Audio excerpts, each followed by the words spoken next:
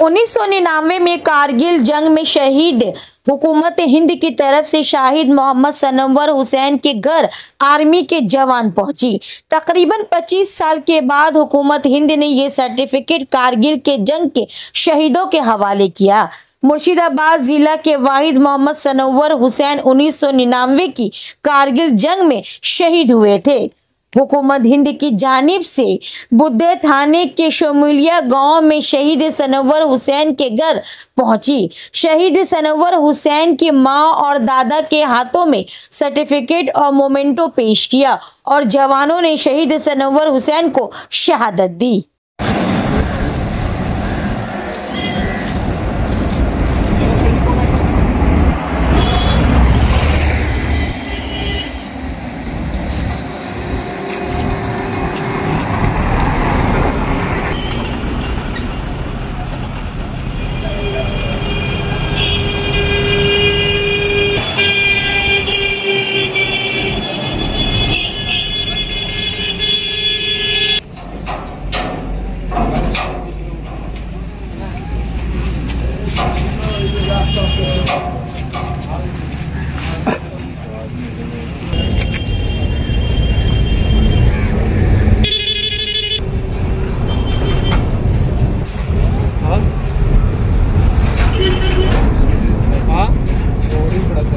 বিজয় দিবস উপলক্ষে 26 জুলাই যে কারগিল বিজয় দিবস মানানো হয় তার জন্য আমরা যতজন শহীদ হয়েছে বাড়ি বাড়ি গিয়ে তাদেরকে সম্বর্ধনা জানাচ্ছি এবং তাদের যে সমস্যা যে কোনো ডকুমেন্টেশনে কোনো সমস্যা আছে সেগুলো আমরা নোট করে গিয়ে সমস্যার সমাধান করার জন্য আমরা বাড়ি বাড়ি এসেছি।